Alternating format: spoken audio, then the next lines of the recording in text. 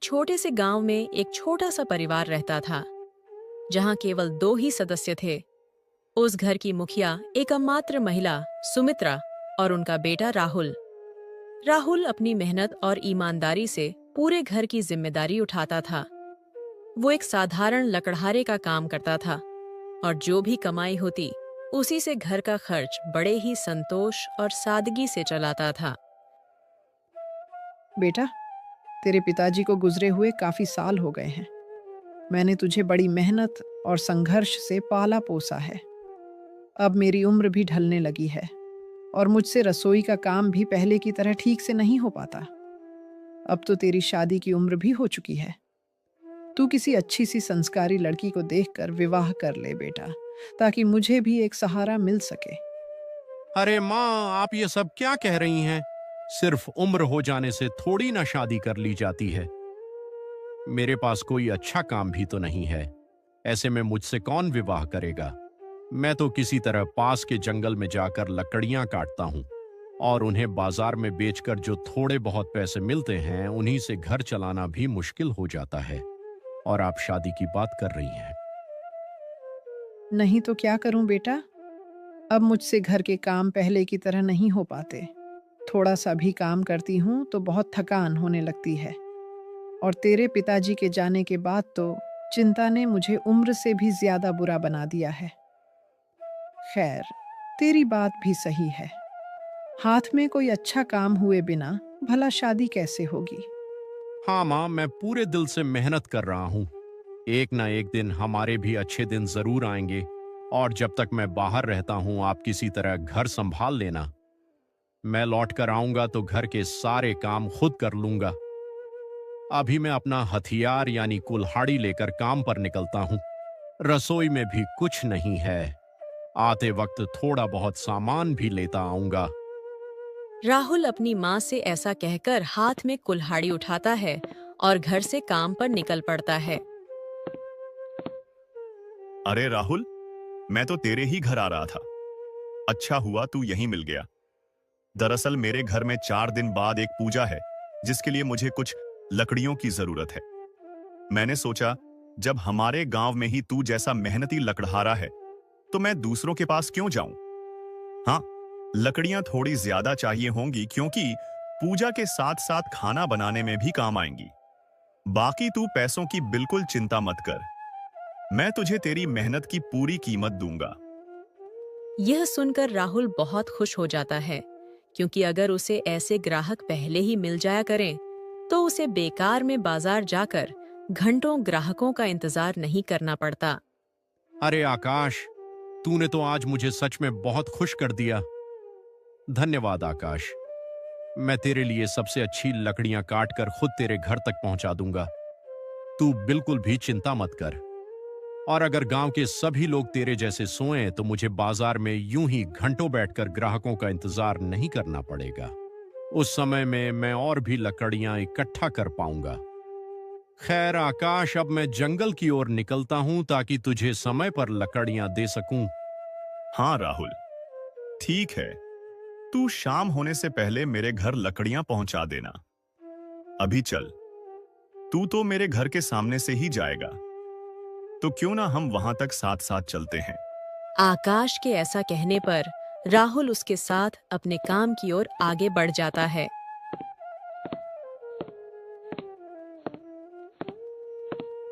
आज तो किस्मत ने घर से निकलते ही साथ दे दिया। अगर रोज ऐसे ही किस्मत साथ देने लगे तो मेरे लकड़ियों का बड़ा कारोबार शुरू करने का सपना पूरा होने में ज्यादा देर नहीं लगेगी। लेकिन किस्मत का क्या भरोसा? आज घर के सामने ग्राहक मिल गए तो कल बाजार जाकर भी ना मिले। यह भी हो सकता है। अरे मैं यह नकारात्मक बातें क्यों सोच रहा हूं? खैर, अब मैं अपने काम पर ध्यान देता हूं।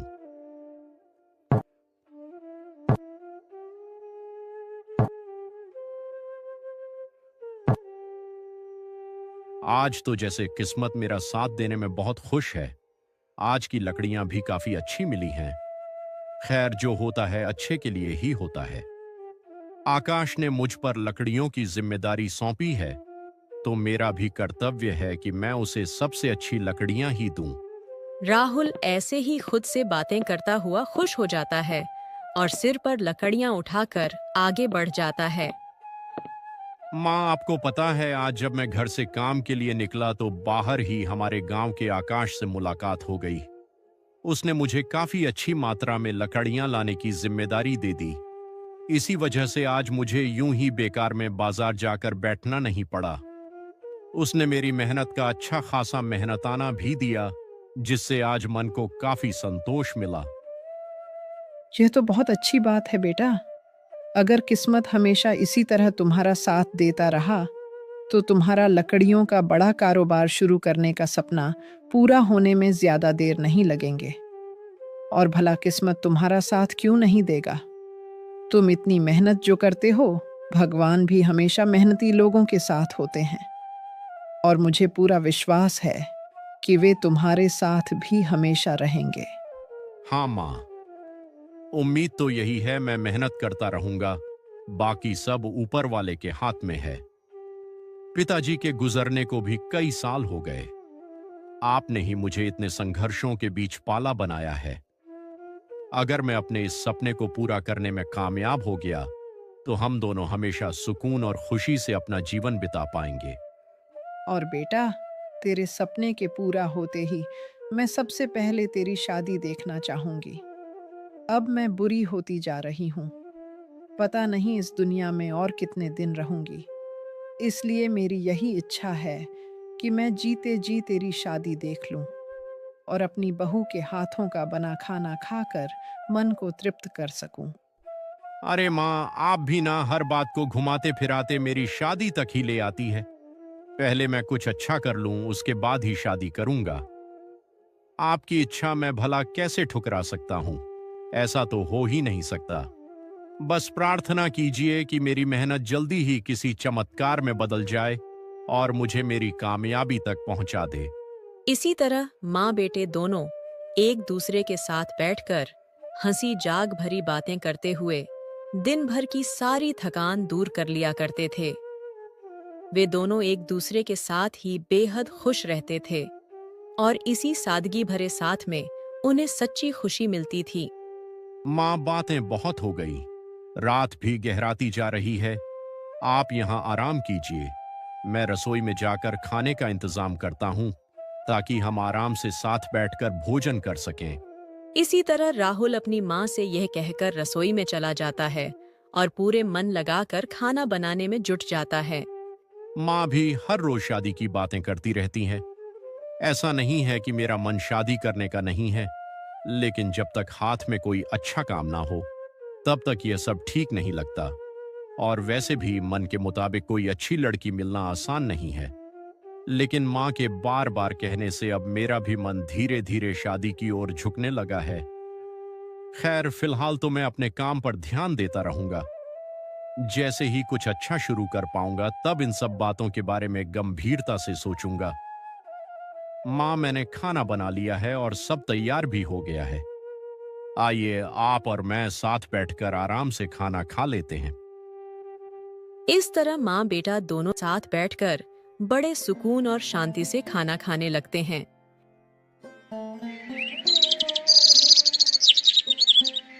हर रोज की तरह सुबह होते ही राहुल अपने हाथ में कुल्हाड़ी लेकर अपने काम पर निकलता है और कल की तरह आज भी उसे घर के बाहर ही गांव के एक दीनदयाल चाचा मिल जाते हैं।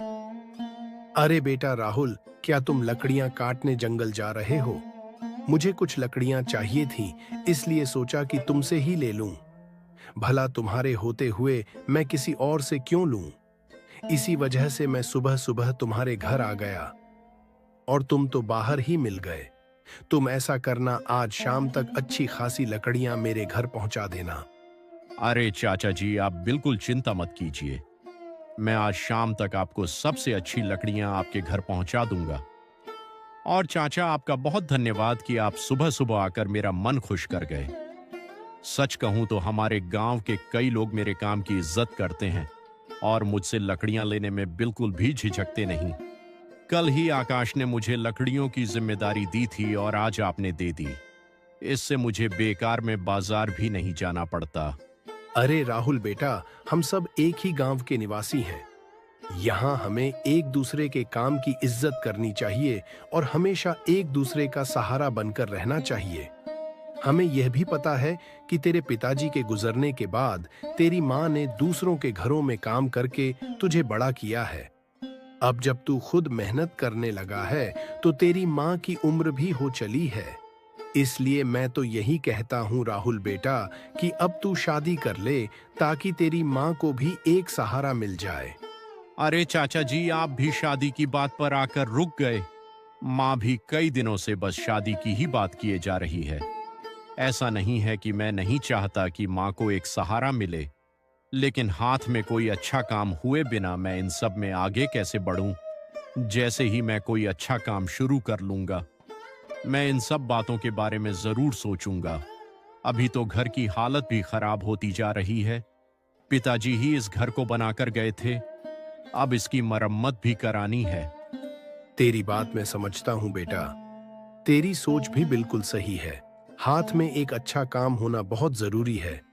वैसे तू बिल्कुल अपने पिताजी पर ही गया है। वे भी एक ईमानदार इंसान थे और उनके सारे अच्छे गुण तुझ में दिखाई देते हैं। उनकी भी जवानी में यही सोच थी कि जब तक कोई अच्छा काम हाथ में ना आ जाए तब तक शादी नहीं करेंगे।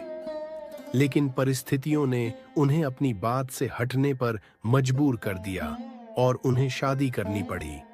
खैर, अभी इन सब बातों को छोड़ देते हैं। तू अपने काम पर जा और मैं एक बार तेरी माँ से मिलकर आता हूँ। चाचा जी ठीक है, अब मैं अपने काम पर निकलता हूँ। माँ घर पर ही है, आप जाकर उनसे मिल लीजिए। आपको देखकर वे भी बहुत खुश हो जाएंगी और आपसे थोड़ी देर बातें करके उनका मन भी हल्का हो जाएगा। नहीं तो बेचारी माँ दिन भर घर में अकेली ही रहती हैं। राहुल चाचा से ऐसा कहकर अपने काम की ओर निकल जाता है और चाचा भी उसके बाद राहुल की माँ से मिलने के लिए उनके घर की ओर चल पड़ते हैं। अरे दीनदयाल, तुम आजकल तो हमारे घर आते ही नहीं हो। जब तुम्हारे भैया इस दुनिया में थे तब तो तुम उनसे मिलने हर रोज आया करते थे, लेकिन अब तो लगता है कि तुमने हमारे घर आना ही छोड़ दिया है। अरे नहीं भाभी जी, ऐसी कोई बात नहीं है। पहले मैं जवान था तो मन होते ही दौड़कर आ जाता था, लेकिन अब मेरी उम्र हो चली है। वैसे आज मैं राहुल को कुछ लकड़ियों की जिम्मेदारी देने आया था, लेकिन वो मुझे बाहर ही मिल गया तो मैंने उसे सब बता दिया। अब वो शाम तक मेरे घर लकड़ियां पहुंचा देगा। और हाँ, आपने राहुल को बहुत अच्छे संस्कार दिए हैं। उसमें भैया के सारे गुण साफ दिखाई देते हैं। हाँ दीनदयाल, मैं अपने बेटे को लेकर बहुत खुश हूँ। बस जब वो काम पर निकलता है तो मुझे घर में अकेले रहना पड़ता है। इसीलिए मैं चाहती हूँ कि उसकी शादी हो जाए ताकि मुझे भी एक सहारा मिल जाए। मैंने उससे इस बारे में बात की थी, लेकिन उसका कहना है कि जब तक वो कुछ अच्छा काम शुरू नहीं कर लेता तब तक वो शादी के बारे में नहीं सोचेगा। लेकिन एक बात तो माननी पड़ेगी, मेरा बेटा दिन भर जंगल में लकड़ियाँ काट कर आता है और रात को खाना भी वहीं बनाता है। मेरी तबीयत अब अक्सर खराब रहने लगी है, जिसकी वजह से मैं ज़्यादा कुछ कर नहीं पाती और जल्दी थक जाती हूँ। अरे भाभी जी, अभी बाहर मैंने भी राहुल से शादी की बात की थी, लेकिन उसने मुझसे भी यही सब कहा। खैर, उसे जो अच्छा लगे वही करने दीजिए। उसने भी अपने मन में कुछ सोच समझ कर ही रखा होगा, और वैसे भी राहुल जो भी करेगा सोच समझ कर ही करेगा और अच्छा ही करेगा। मुझे उस पर पूरा विश्वास है।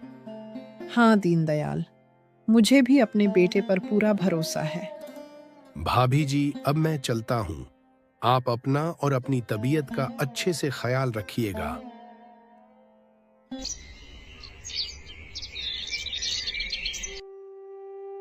दीनदयाल चाचा द्वारा दी गई जिम्मेदारी के लिए तो लकड़ियां तैयार हो ही गई हैं।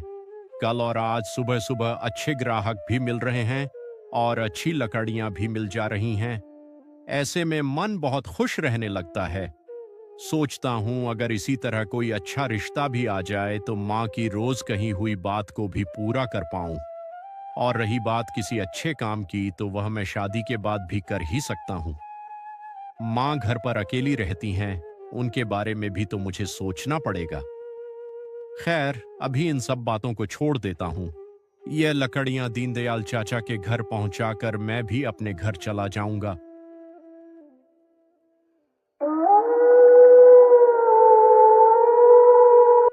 माँ, आज सुबह जैसे ही मैं घर से निकला, मुझे दीनदयाल चाचा मिले थे। उन्होंने मुझे लकड़ियों की जिम्मेदारी सौंपी थी और कहा था कि वे आपसे भी मिलना चाहते हैं। फिर मैं जंगल चला गया था और लगता है कि वे आपसे मिलकर भी गए होंगे, है ना? हाँ बेटे, दीनदयाल आज हमारे घर आए थे। वैसे जब तेरे पिताजी इस दुनिया में थे, तब दीनदयाल चाचा रोज हमारे घर आया करते थे। लेकिन उनके गुजर जाने के बाद उनका आना जाना लगभग बंद ही हो गया था। आज वे आए और थोड़ी देर उनसे बातें की तो मन को बहुत सुकून मिला। और हाँ, उन्होंने बताया कि बाहर तुझसे मिलकर उन्होंने तेरी शादी की बात भी छेड़ी थी। हाँ माँ, अब तो सभी लोग मेरी शादी को लेकर ही बातें करने लगे हैं। और अब मैंने भी सोच लिया है कि अगर कोई अच्छी लड़की मिल जाए तो आपकी यह इच्छा जरूर पूरी कर दूं। बाकी शादी के बाद भी मैं अपने सपनों के लिए मेहनत करता रहूंगा और आप भी अक्सर बीमार पड़ जाती हैं, तो मेरी गैर हाजिरी में आपकी देखभाल करने के लिए घर में किसी का होना बहुत जरूरी है। अरे मेरे बेटे, तुझे समझ आ गया। ये जानकर मुझे बहुत अच्छा लगा। मैं तो हमेशा यही चाहती थी कि तू पहले अच्छे से कामयाब हो जाए, फिर शादी करे। लेकिन घर पर अकेले रहते हुए मुझे बहुत दिक्कत होती है, इसलिए मैं तुझसे रोज शादी की बात करती रहती थी। आज सच में बहुत सुकून मिला कि तू मेरी बात समझ गया। अब बस एक अच्छी संस्कारी लड़की मिल जाए, फिर मुझे किसी बात की चिंता नहीं रहेगी। बहू के आने के बाद घर भी संभल जाएगा और शायद मेरी सारी चिंताएं भी काफी हद तक दूर हो जाएंगी। हाँ माँ, अब मैंने आपकी बात मान ली है। अब बस किस्मत की बारी है। अगर मुझे एक अच्छी लड़की मिल जाए तो आपकी इच्छा भी पूरी हो जाएगी और मुझे भी काम पर जाते समय कोई चिंता नहीं रहेगी, क्योंकि आपकी बहू घर पर आपके साथ रहेगी। तब मैं भी बेफिक्र होकर अपने काम पर ध्यान दे पाऊंगा। हाँ बेटे, मुझे भी घर पे अच्छा लगेगा। नहीं तो अब घर पे अकेले रहते रहते मन ऊब जाता है। अगर बहू आ जाएगी तो उसके साथ बातें करती रहूंगी। समय भी अच्छा बीतेगा और मन भी लगा रहेगा। हाँ माँ, ठीक है। अभी इन सब बातों को यहीं छोड़ देते हैं। जो होगा देखा जाएगा। अभी मैं रसोई में जाकर खाना बना लेता हूँ। उसके बाद हम दोनों साथ में खाना खाकर आराम से सो जाएंगे। सुबह फिर हर रोज की तरह मुझे जंगल जाना पड़ेगा।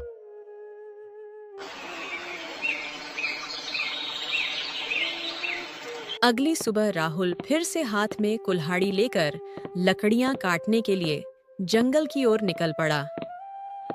पिछले 2 दिनों की तरह आज भी उसे घर से निकलते ही रास्ते में एक बुजुर्ग आदमी दिखाई दिया। अरे बेटा, क्या तुम ही राहुल हो जो दिन रात मेहनत करके लकड़ियां काटता है और अपनी माँ के साथ अपना गुजारा कर रहा है?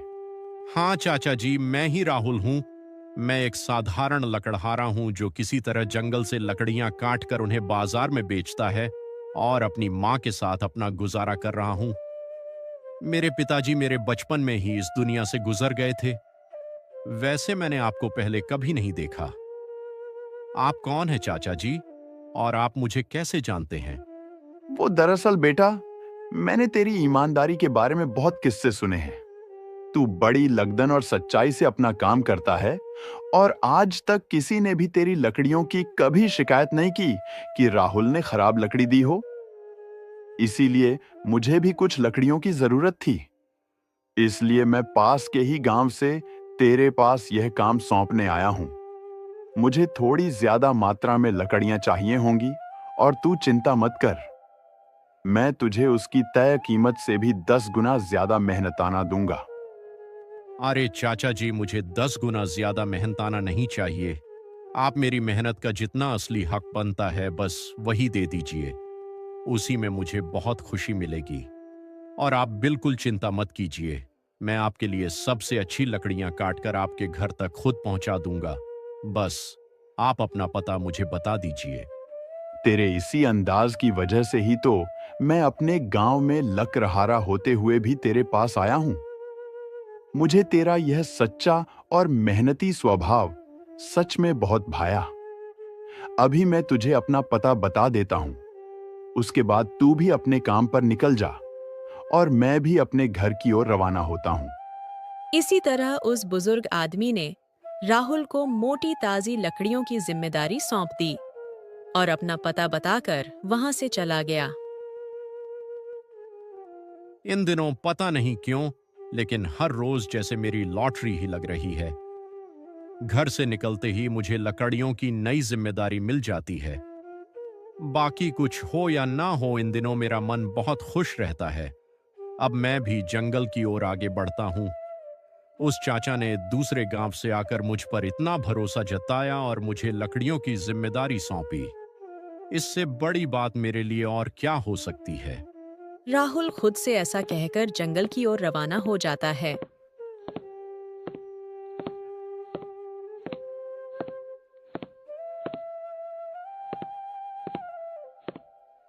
आज भी मैं इसी पेड़ से लकड़ियां काट लेता हूं, क्योंकि इसकी लकड़ियां बहुत अच्छी होती हैं। जब उस चाचा जी ने मुझ पर इतना भरोसा किया है तो उन्हें सबसे अच्छी लकड़ियां देना तो बनता ही है। अब मैं जल्दी जल्दी लकड़ियां काट लेता हूं, फिर थोड़ी देर आराम करके उन्हें लेकर चाचा जी के घर तक पहुंच जाऊंगा।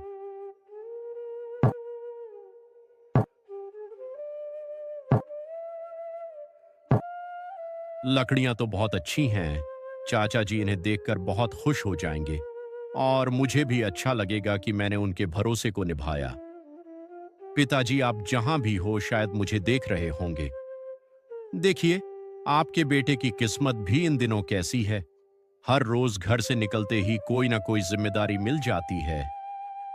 आज अगर आप भी हमारे साथ होते तो कितना अच्छा लगता। खैर, आप जहां भी हो बस अच्छे से रहिए।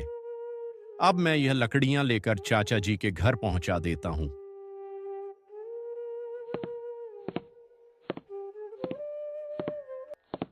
अरे चाचा जी, मैं लकड़ियां ले आया। अरे राहुल बेटे, तू तो लकड़ियां काट कर ले भी आया। तेरा काम मुझे सच में बहुत अच्छा लगा और यह लकड़ियां भी देखने में एकदम बढ़िया लग रही हैं। अरे चाचा जी, आपने मुझ पर इतना भरोसा किया और अपने गांव में लकड़हारे होने के बावजूद मेरे पास आकर मुझे यह जिम्मेदारी दी, तो आपका काम मेरे लिए बहुत ही महत्वपूर्ण बन गया। और आपका बहुत बहुत धन्यवाद कि आप मेरे जैसे एक साधारण लकड़हारे को ढूंढते हुए खुद मेरे घर तक आए। मैं आपका हमेशा शुक्रगुजार रहूंगा। वैसे बेटा, मैंने तेरे कामों के किस्से लोगों से बहुत सुने हैं और तेरी ईमानदारी के बारे में तो हर किसी को पता है। इसलिए आज मैंने तेरी एक छोटी सी परीक्षा ली, ये देखने के लिए कि तू कितना ईमानदार और अपने काम के प्रति कितना सजग है। मुझे असल में इन लकड़ियों की कोई जरूरत नहीं थी। आज के जमाने में अगर किसी को थोड़े ज्यादा पैसे देने की बात की जाए तो कोई मना नहीं करता, लेकिन तूने साफ मना कर दिया। तेरा यही सच्चा और सरल अंदाज मुझे पसंद आया बेटे। चाचा जी से यह सब बातें सुनकर राहुल हैरान रह गया और उनसे कहने लगा, लेकिन चाचा जी, आपने ऐसा क्यों किया? मुझे सच में कुछ समझ नहीं आ रहा है। कृपया आप मुझे विस्तार से बताइए। तो सुनो बेटा, असल में मेरी एक बेटी है जिसकी शादी की उम्र हो गई है। उसकी शादी के लिए मुझे एक अच्छा, ईमानदार और सच्चे दिल वाला लड़का चाहिए था। मैं चाहता था कि वह लड़का अपनी मेहनत के दम पर आगे बढ़े ना कि अपने पिता के सहारे। मुझे जिन जिन गुणों की तलाश थी वे सारे गुण मैंने तुम में देखे हैं। इसलिए मैंने तुम्हारी यह छोटी सी परीक्षा ली और तुम उसमें सफल भी हुए। अब मैं चाहता हूं कि तुम इस रिश्ते को स्वीकार कर लो, क्योंकि मेरी बेटी के लिए तुमसे बेहतर लड़का मुझे कहीं नहीं मिलेगा बेटा। लेकिन चाचा जी, मेरा एक सपना है कि मैं लकड़ियों का बड़ा कारोबार शुरू करूं, जिसके लिए मैं लगातार मेहनत कर रहा हूं। अगर मेरा यह सपना पूरा हो जाए तो उसके बाद शादी करूं। क्या यह ठीक रहेगा? आप ही बताइए। अरे बेटा, मेरे पास हर तरह के कई व्यवसाय हैं और मैं तेरे सपने को पूरा करने में पूरी मदद करूंगा। उसके बाद तू अपने कारोबार को अच्छी तरह आगे बढ़ाता रहना। मुझे तुझ पर पूरा भरोसा है कि तू यह जरूर कर पाएगा। उस बुजुर्ग आदमी की ये सारी बातें सुनकर राहुल बहुत खुश हो गया। उसे यह जानकर और भी खुशी हुई कि अब उसका सपना भी पूरा होने वाला है और साथ ही उसकी माँ की इच्छा भी पूरी हो जाएगी। इन सब बातों से प्रसन्न होकर राहुल ने यह रिश्ता स्वीकार कर लिया। धीरे धीरे उसकी अच्छी किस्मत ने हमेशा उसका साथ दिया और आखिरकार उसका सपना पूरी तरह साकार हो गया।